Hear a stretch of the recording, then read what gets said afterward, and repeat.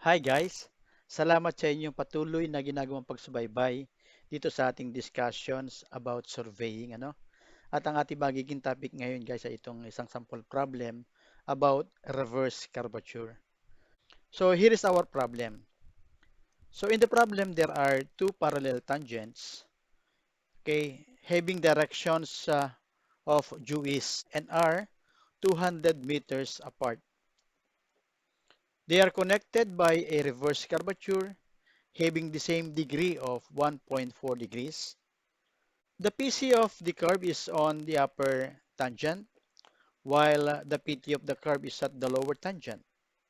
If the horizontal distance parallel to the tangents, okay, from the PC to the PT of the reverse curve is 800 meters, we are required to find for the following. Number one, okay, the distance of the intermediate tangent between the curve.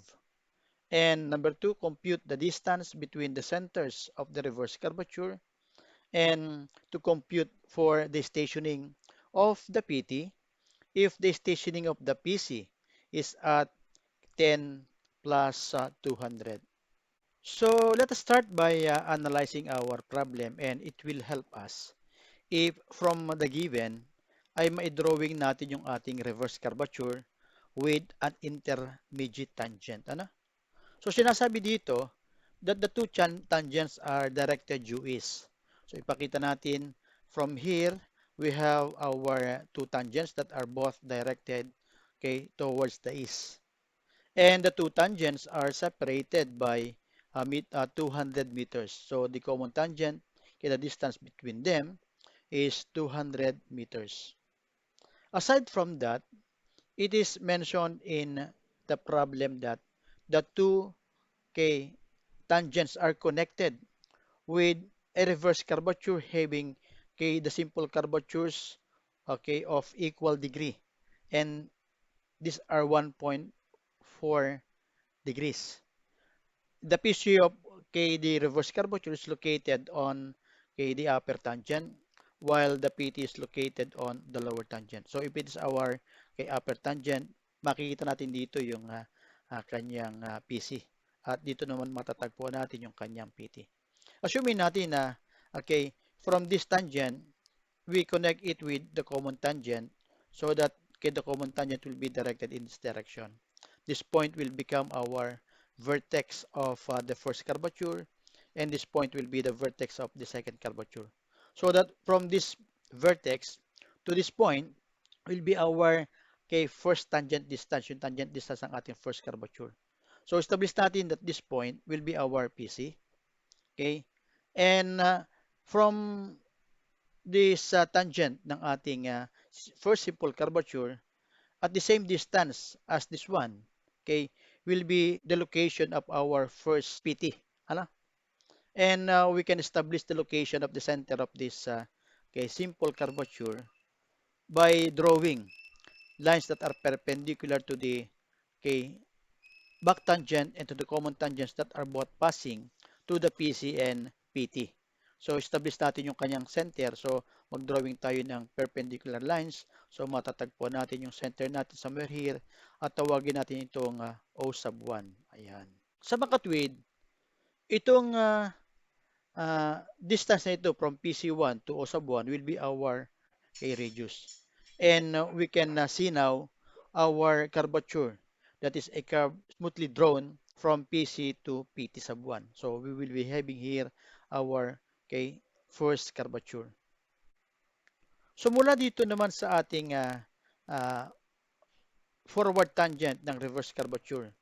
So somewhere here will be the location of our PT2 and at the same distance from this vertex along this common tangent shall be the location of our PC of the second curvature. So we'll be calling it as PC sub 2. And again, we can establish the location of the center of this curvature by drawing a line perpendicular to the common tangent and to this tangent so that the intersection of the two, which is this point, will be our, okay, center of the second curvature. And so this distance, okay, from PC sub 2 to O sub 2 as well as PT sub 2 to O sub 2 will be the radius of the curvature. Ito yung ating radius. Okay? Pakita natin yung kanyang radius. And our curve will be a curve that will be drawn from PC sub 2 to PT sub 2. So here is our okay, curvature. And so we shall have here our reverse curvature starting from this PC sub 1 to PT sub 1, and then there will be a straight tangent. Okay, ito yung tinatawag nating intermediate tangent sa problem. Ano? And then from PC sub 2 to PT sub 2 will complete the reverse curvature. So in the problem, okay, we are also given the horizontal distance between the PC and the PT, which is equal to 800 meters. So pakita natin dito yung 800 meters. Ayan, And from here, we are asked to solve for the following. First, we wanted to solve for the distance of the intermediate tangent. So, gaano kalayo daw itong PT sub 1 and PC sub 2 of the reverse curvature. Second, we are also required to determine the distance between the centers of the reverse curvature, and we are to compute for the stationing of the PT if the stationing of the PC is at 10 plus 200. So simulan natin ang solution sa problem sa pamamagitan ng pag-compute natin dito sa intermediate tangent between the two curve. So ipapakita natin dito kung alin ba itong intermediate tangent. Ito yung tangent na tinutukoy natin, yung itong nagbi-blink na kulay dilaw, ano? So yan yung ating intermediate tangent, and we will be required to solve for that length. Ano? So, magsimula tayo ngayon, okay, by connecting the centers of the reverse curvature. And because the reverse curvature has, okay, curvatures having the same degree, hence, the two will have the same radius, and we will expect that this line connecting O1 to O2 will pass through the center of this intermediate tangent. Diba? So, and let us call this center be point A. If we will call this distance from PT1 to A as X, and from A to this PC sub 2 as X also, therefore, the distance of the intermediate tangent from the figure will be equal to 2 times X, or twice that distance X. Sa makatwid, ang ating magiging target pala dito para makuha natin itong ating uh, intermediate tangent is to find for the value of this x. Ano? So simulan natin by drawing from this point a horizontal line. Okay? Pakita natin itong horizontal line at we let that this line pass through this radius of the first curvature. And we call this intersection B point B.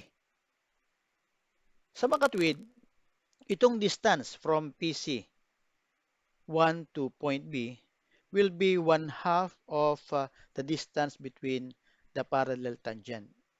Sa makatwid, itong distance na ito will be equal to 100 meters. So pagkatapos natin makita yan, makikita natin na buuin natin itong triangle A, B, at saka O1. Okay? If we will consider this triangle ABO1, let us try to identify this point A, point B, and O1. Okay, let us try to identify that figure by coloring the triangle. So, do you see this triangle that is blinking?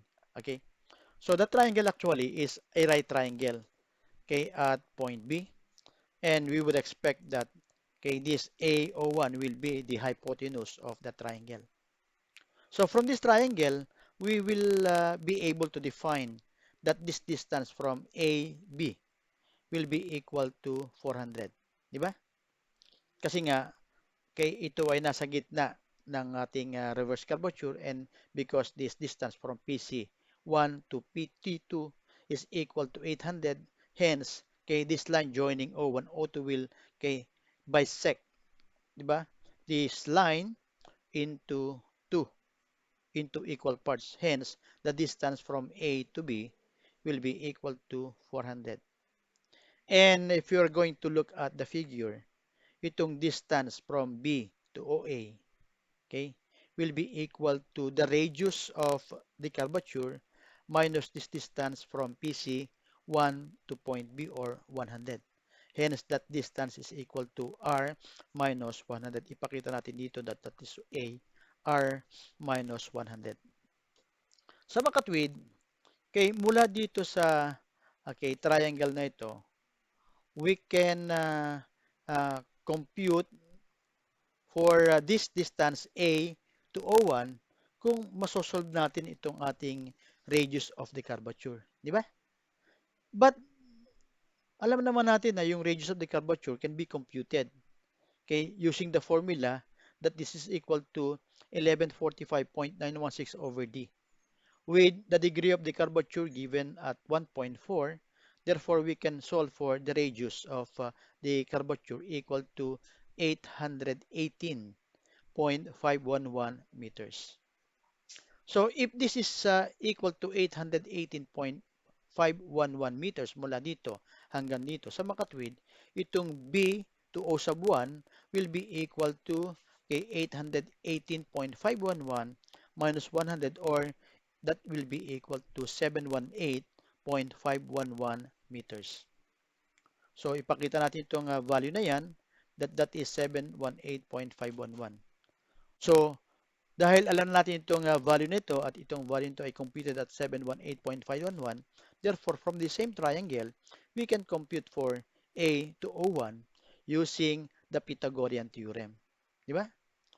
So what is that Pythagorean theorem? So we say that okay, A01 will be equal to the square root of the sum of the square of the other sides of the right triangle. So that is equal to the square root of 400 square plus 718.511 square. And if this will be simplified, makukumpute natin itong AO1 at 822.35 meters. So let us try to okay, indicate that magnitude at 822.35 meters. But then, okay, if we're going to consider the triangle PTA01, so where's this triangle? So we have here PT, A, and O1 here. So let us try to identify the triangle by okay, coloring the triangle with this orange color. Ano? So what kind of triangle is this? You will notice that that is also a right triangle, which has a right angle at PT1, and therefore AO1 will be the hypotenuse, having this X and R as the legs, this one, okay, X and R as the legs. Hence, okay, we can formulate here our Pythagorean theorem so that we can solve for the value of X because we already have computed for R and we have just computed this distance A01.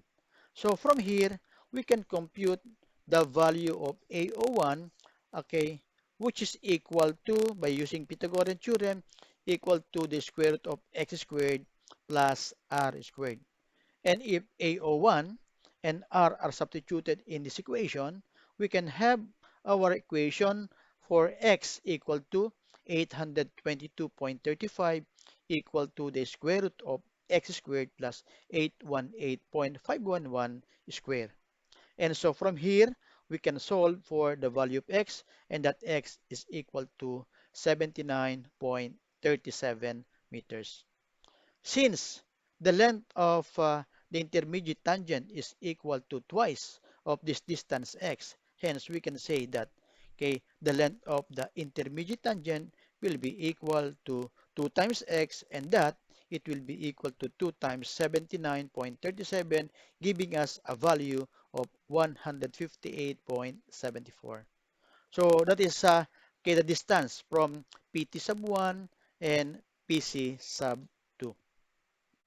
Now, our next target is to compute for the distance between the centers of the reverse curvature. And if you're going to look at the illustration, we will find that the distance between the centers of the reverse curvature is twice the distance AO1 as you would see it here in the blinking illustration. Nakikita natin dyan, di ba? Itong nagbiblink na yon na distance. Ano?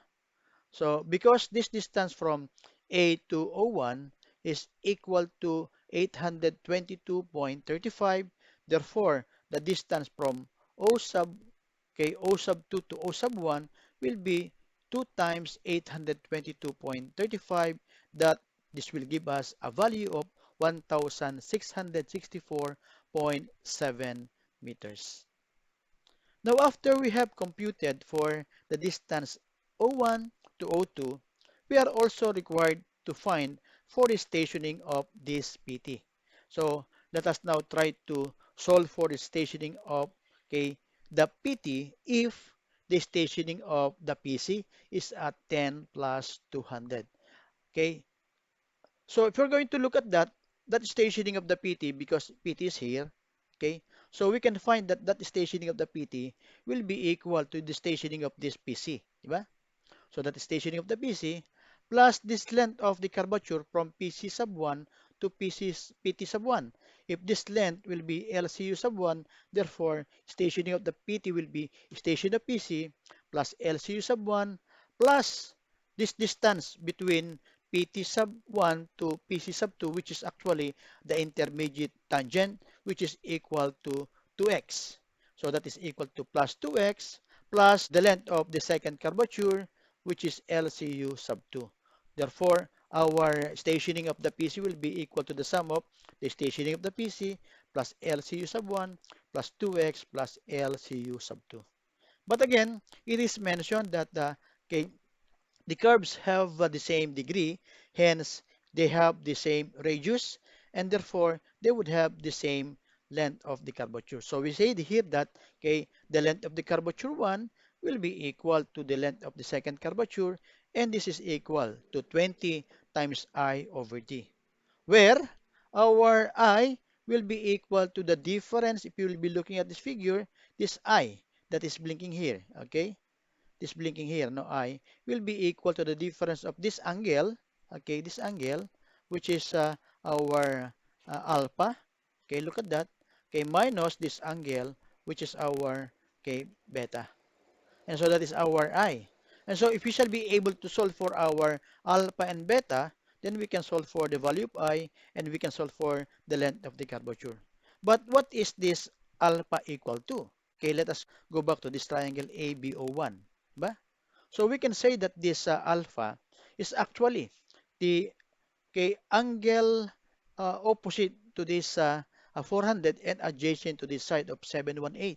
Hence, if we're going to express function of the triangle, we can compute for this alpha to be equal to arc tangent of 400 over 718.511.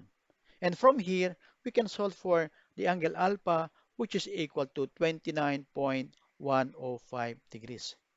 Similarly, we can solve for this angle beta, which is shown here, by looking at the other triangle A, PT sub 1. Oh, we try to look at that triangle A, PT sub 1, and O, and let us try to define the triangle by coloring it with this triangle. Okay, so let us try to take a look at the triangle. This is also a right triangle, having this beta being the opposite of this x and the adjacent of the radius. Hence, we can compute for this angle beta as arctangent of 79.37 divided by 818.511. And from here, we can solve for the angle beta equal to 5.54 degrees. So that our I is being the difference of alpha and beta, so we can compute for the value of I to be equal to 23.565 degrees.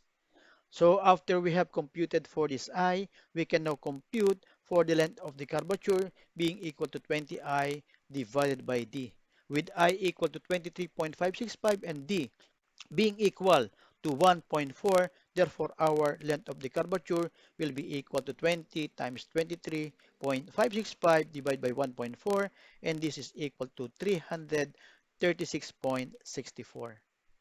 And then finally, we can solve for the stationing of the PT, this being equal to the stationing of the BC plus twice the length of the curvature. Okay, look at that. So we have here 10 plus 200 plus twice the length of the curvature, which is equal to 336.64, just computed a while ago, plus twice, okay, this x, where the value of x is equal to 79.37. So I have here plus 2 times 79.37. This will give us the stationing of the PT to be equal to 11 point, or 11 plus 03, 2.02. So, I hope guys na nasundan ninyo yung ating discussion sa sample problem na ito ng ating reverse curvature. At sana sa pamamagitan ng sample problem to is lalo ninyong naintindihan kung paano tayo mag-analyze ng reverse curvature. Once again guys, salamat sa inyong patuloy na ginawang pagsubaybay at sana ay patuloy niyong subaybayan itong ating channel by subscribing and sharing it to your friends so that they may also know this kind of discussions. Once again, thank you very much for watching.